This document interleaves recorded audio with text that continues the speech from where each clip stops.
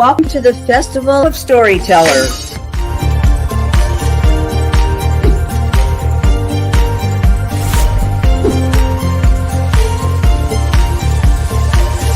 I thank everybody that's involved with this process because we know writers need readers and writers need publishers.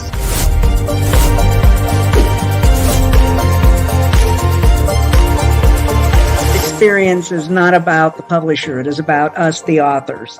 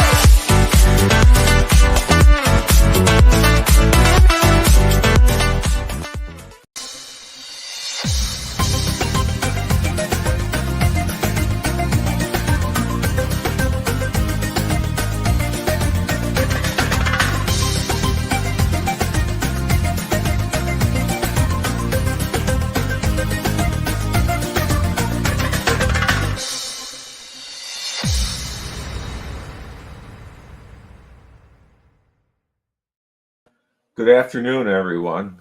Welcome back. If you've been here the last few days, I'm Russell Rucker.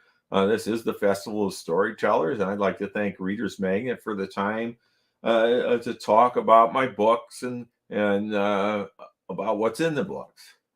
My first book was Textualism and Originalism in Our Constitutional Republic, and there's a poster up above my head here that depicts that. And the second book I wrote is Our Founders and Their Words and Why They Matter. And you'll see a poster off to my left over here depicting that. This is my book. And my books are basically about constitutional theory. The first book kind of went through the whole thing and kind of defined it. And the second book gets into a lot of historical aspects that surround the Constitution. Now, today, we're going to talk about the father of the revolution a little bit, Samuel Adams. And Samuel Adams was active, but not a member of the Loyal Nine, and which dwarfed into the Sons of Liberty. And he was very active in causing trouble, basically. He was an instigator. And he was active in the Tea Party and the Boston Massacre. He could get people into the streets quickly, and that was his primary job, really. His mother wanted him to take a job at the counting house. He kind of wanted to be a lawyer. He was a brilliant orator, and he could really move a crowd. He took a job at the counting house, and he was soon fired because he was more interested in politics than he was in business there. Now, John Hancock, he lived north of town. He was an import-exporter. When his parents died, he went to live with his aunt and uncle, and they ran the House of Hancock. And at one point, he even had his sloop Liberty seized by the British. He was busy bringing arms and ammunition and things down to the conflict. Boston was a real hotbed of activity. And these two guys, Hancock and Adams, really worked together a lot. And to my left over here is the city of Boston. This is a map from 1769. And the North Church is over here. It's kind of a peninsula. So you got water all the way around. Here's your harbor over here on the Atlantic. And then you have the Charles River following around. So you're out in the middle there. The only place that you can exit by land is down here in what's called the bottleneck. Okay, and I mentioned where the North Church was up here, and the Sons of Liberty had devised a system. And if the British left Boston, they would send out riders and put the idea was they'd put lanterns in the steeple house of the North Church, one if by land, two if by sea. Okay, and we've all heard this story about Paul Revere, and we're going to get into Paul Revere a little bit. But they were gathering about, the redcoats were, and they decided they were going to head out of town. They were looking for Samuel Adams, and they were looking for John Hancock. They had an arrest warrant for him, and they were trying to get cannons that had been seized back, that they had stolen right out from under their nose, and other ammunition stores and things that they had out in Lexington and Concord. So William Dowes was asked to do this ride. He was sent out of the city, and he snuck past the troops down here in the bottleneck, and he headed out of town. Okay, and here's your Boston Island here, and he was heading down then to Roxbury, Brooklyn. He was going to cross the Cambridge Bridge, and he was supposed to work through Menominee and out to Concord in the end. And unknown to him, they had also asked Paul Revere, and Paul Revere went by sea, went across the river north. And he picked up a horse there. He rode across the channel, and he got a horse. And the objective was to kind of go straight across here to Menominee, and then further west. But what happened was he was chased by the redcoats, so he had to alter his path, and he went up to Mystic here. And then they gathered around, and they met. The two riders did meet in Menominee. And when they got to the Menominee Tavern, they're knocking on siding and stuff, and getting people up and telling people that the British are coming. And so they're working their way across, and they get to the Monterey Tavern. And at the Monterey Tavern, they have Mr. Gary, William Gary. He's meeting there with two colonels. Now, Mr. Gary, he's known for gerrymandering. He was a governor later of Massachusetts.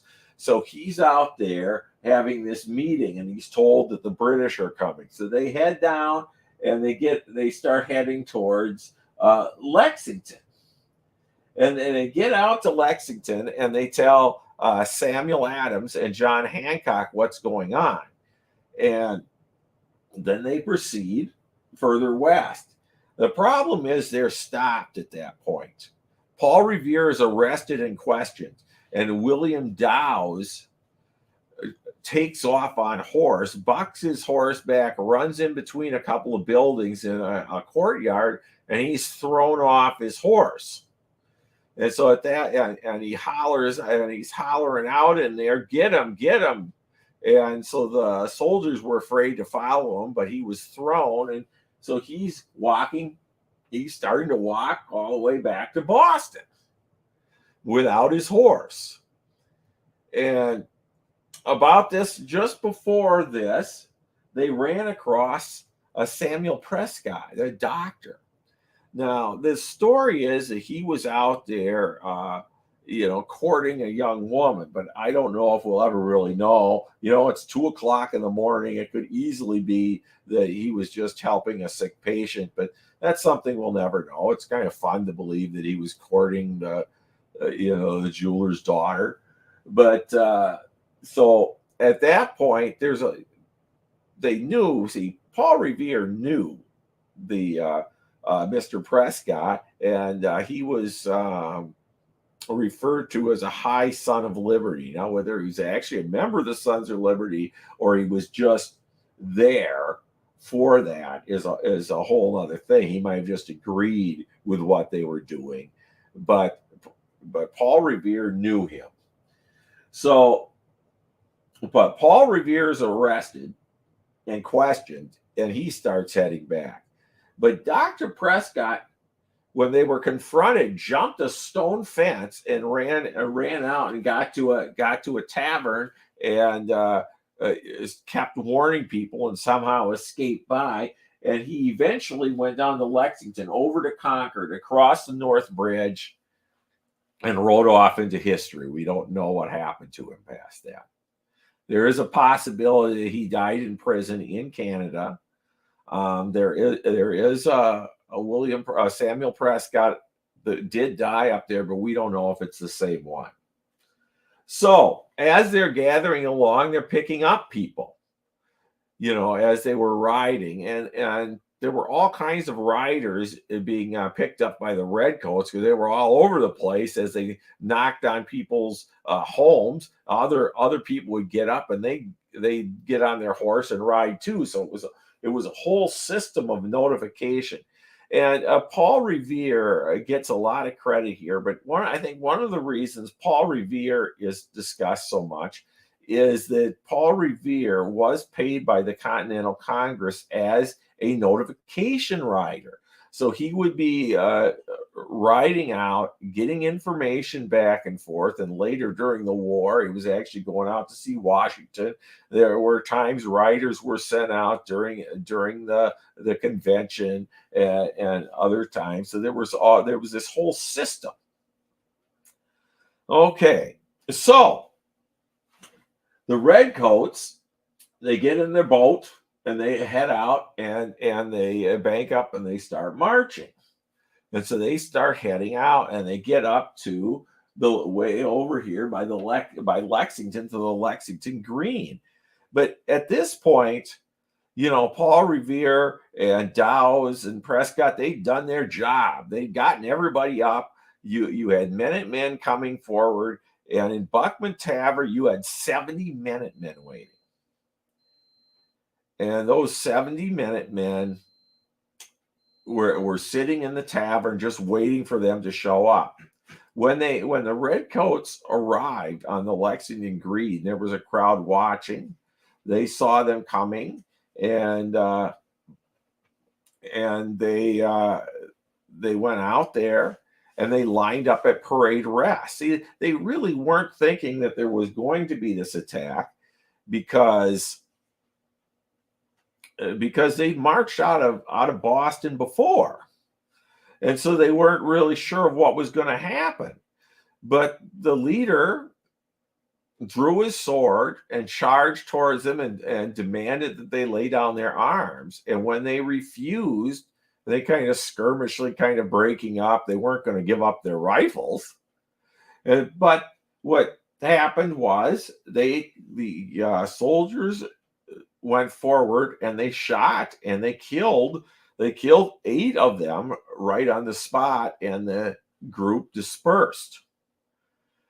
And then they went into homes. They started searching people's homes, looking for arms and that. And only the sound of the British drummer brought them back to order. And they went back down the road, heading towards Concord.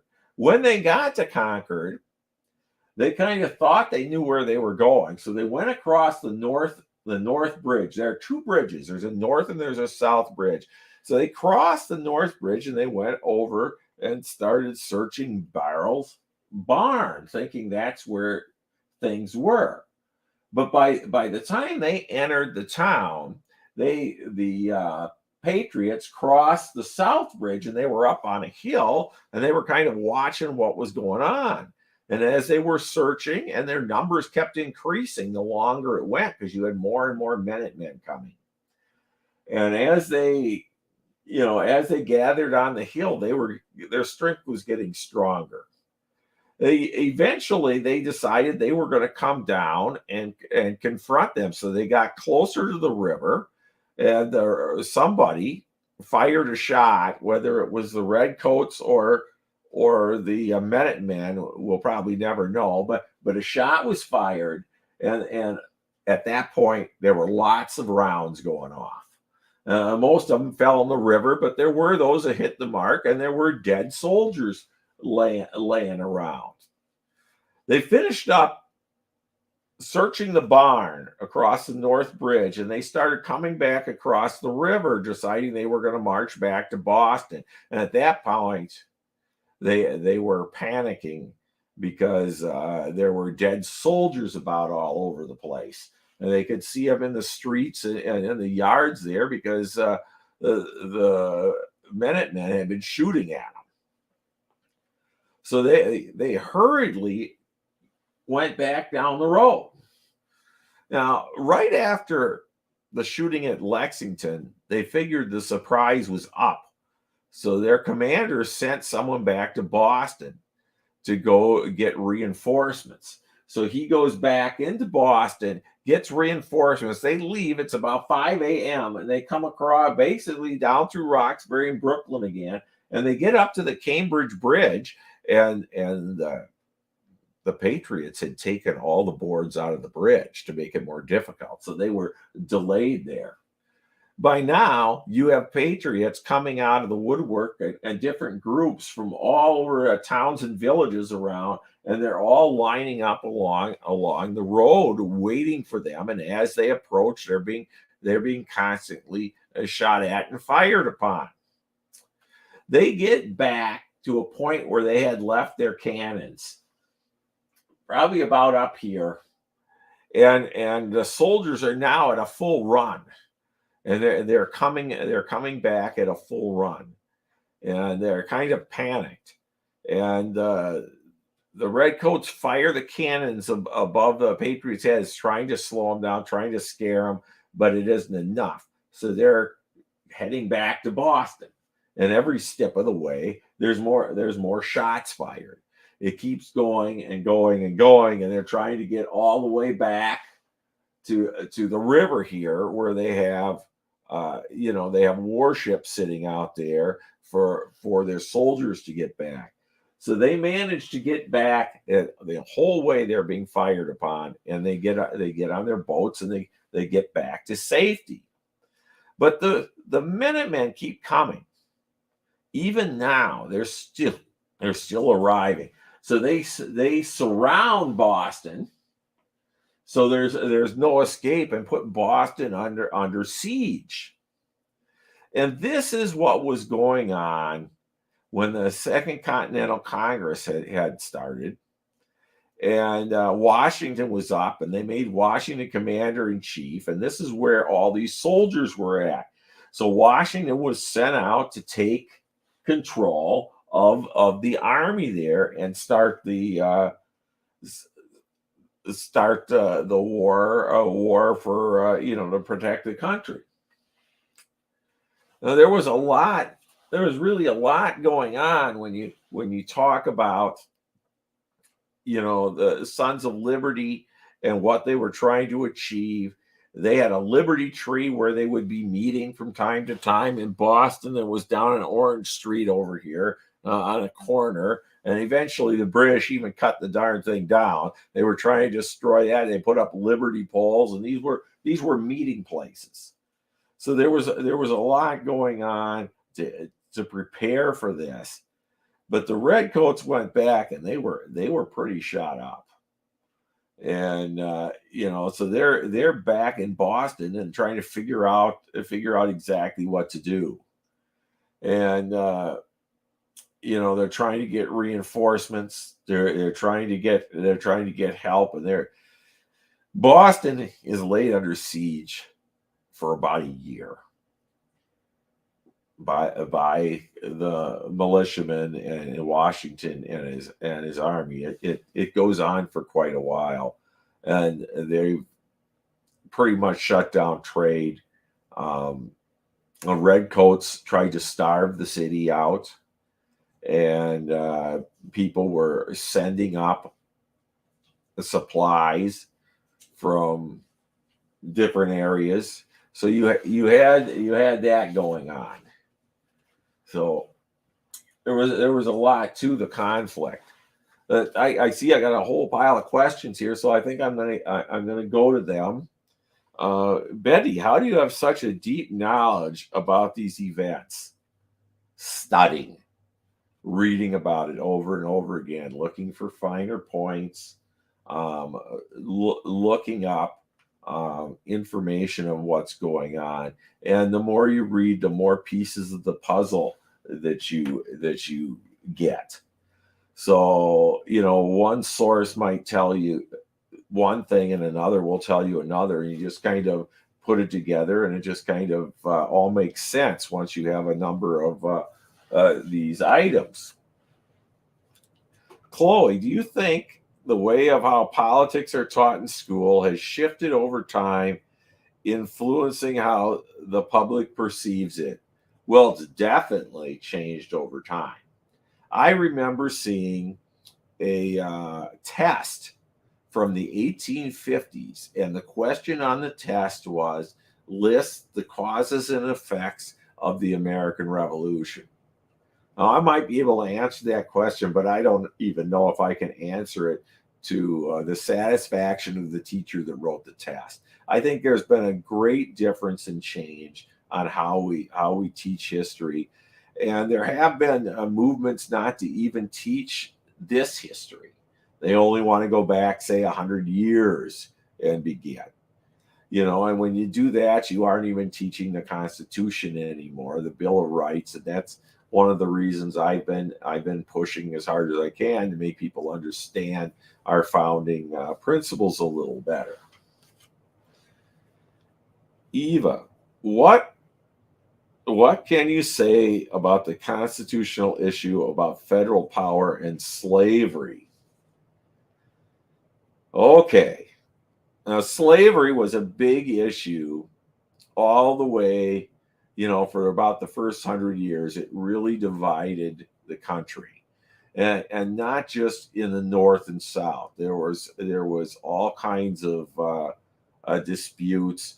They'd let two states in at a time, one state, one free. The South was continually trying to keep up with at least the Senate, so that they had equal representation. They were really worried about their lifestyle going away. It took an awful lot to run some of these plantations. It wasn't an easy thing to do. But in the end, we get the 13th through 15th Amendments, right after the Civil War. We fought the war. Lincoln freed the slaves. Parties were created just to free the slaves. And once you get to the 13th through 15th Amendments, you make them full citizens. And I think that's really the constitutional kind of thing. A lot of people want to point to the 3/5 clause, which is counting the slaves as 3/5 of a person. What I think about is the purpose of that census, because we're talking about counting them as 3/5 of a person for the purpose of a census.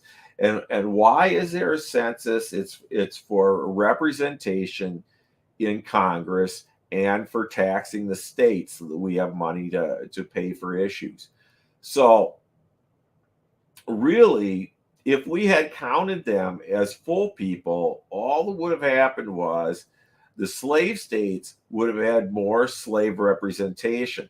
I really don't know how to get around some of this, but there was that 20-year moratorium where they couldn't change anything for 20 years. During the convention, they tried to end slavery outright, but what stopped them was South Carolina and Georgia, who were so adamantly against it.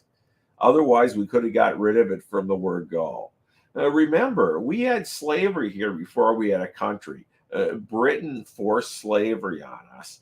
And when we just talked about the Declaration last week, and I read that some of those sections, like the 20th there, and it shows you what they were really up against. Britain was determined to keep the slave trade going. They were busy getting getting crops and stuff, tobacco, cotton, wheat, and that kind of things out of the states, and they really didn't care. They didn't care about us, and they didn't care about what they were doing. And I think that was a real problem. Slavery was a real big issue in the first half of our country. Robert, a constitution is the most important uh, by the way in the country. It acts of a blueprint for the legal system. Yes, and that's exactly how I put it. In my book Textualism, I point out the Constitution is kind of a blueprint of how we're going to set up government, but it's a framework, and so we're trying our best to insert laws into this framework while allowing as much liberty as possible. And I think that's what's important. I'm glad you're here today. I know yesterday you asked me about what I would do if I was president of the United States, but I'm not running for president. And I guess the best way I could answer your question from yesterday is that I would confine myself to the Constitution. There are departments that aren't constitutional because they were never given authorization. And I would try to stay out of foreign entanglements and that kind of thing.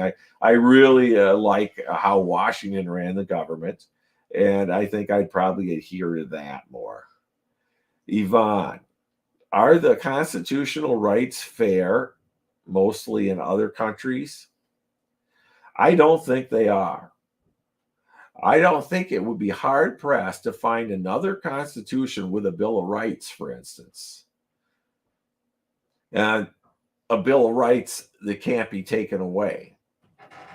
Now, our Bill of Rights gives us important things like the right to carry arms, the right to protest, the right of free speech, of press, the right to assemble, and all these things is just not that way in foreign countries. You'll have an army coming against you sometimes, and you'll be arrested in the streets.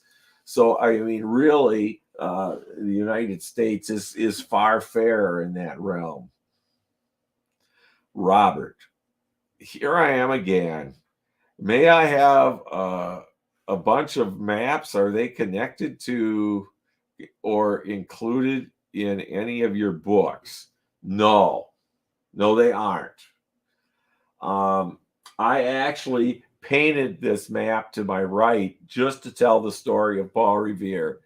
And I downloaded the one on the left and had it printed out and wrote over it. And I'm trying to explain, but yes, my books are just the printed word. I go through it in detail to the best of my ability. But no, I don't have maps or pictures in the books.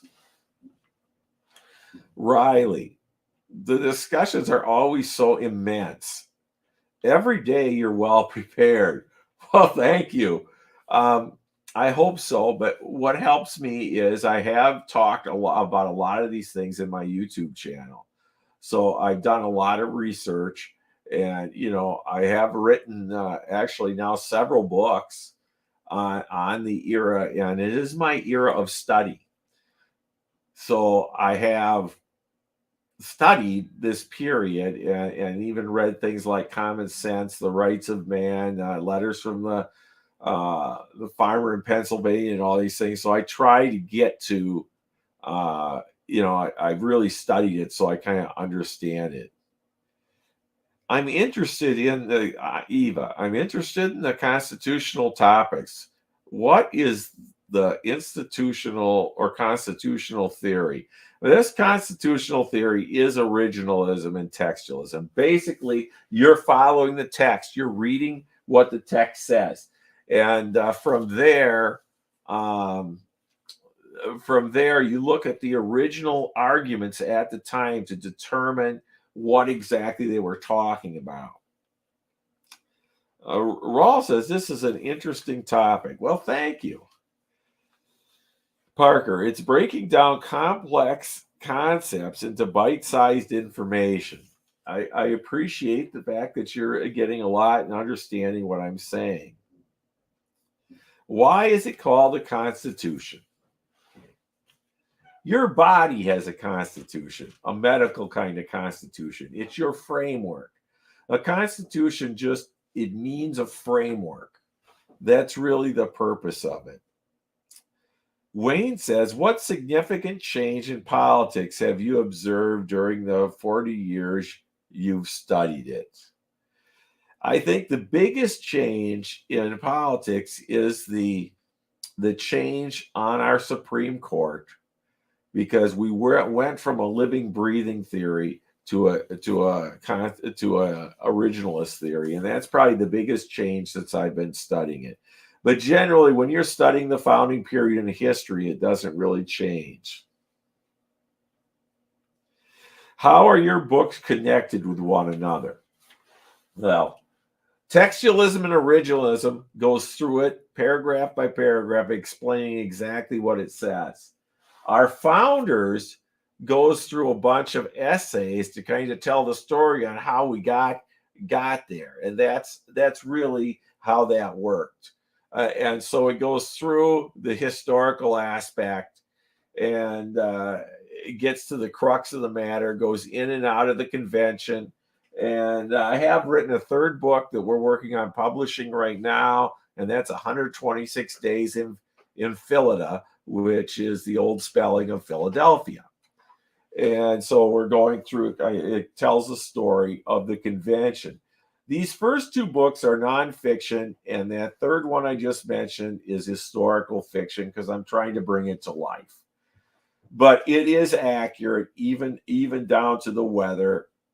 So it's an interesting read. You can get my books on my website, russelljrucker.com, and there is a way to even type out how you want me to sign it if you want one signed. You can also get it on Barnes and Noble. You can get it on Amazon. So, and through, of course, Reader's Magnet's bookstore. I do have a YouTube channel. I'd appreciate it if you would sign up and then subscribe to that. I drop a video every week on one thing or another. And I think this last week's was on the State of the Union that is required by the Constitution. So I talk about Constitution, an amendment, or I talk about an historical aspect. And that's there. I have a friends group, Friends of Textualism and Originalism, that is on Facebook. You're welcome to join that. That's an in-depth discussion group, and that helps you really get an idea. Now, tomorrow we're going to be discussing the Second Amendment, and I know it's just a sentence, but it's really a divisive issue today, and we'll go and discuss that tomorrow. If you can join me. And I appreciate everyone that comes in, even those that have made a comment that wasn't a question that we weren't able to get to in the last week here. And so I appreciate it. Now, thank you very much for your time, and we'll see you tomorrow. Thanks.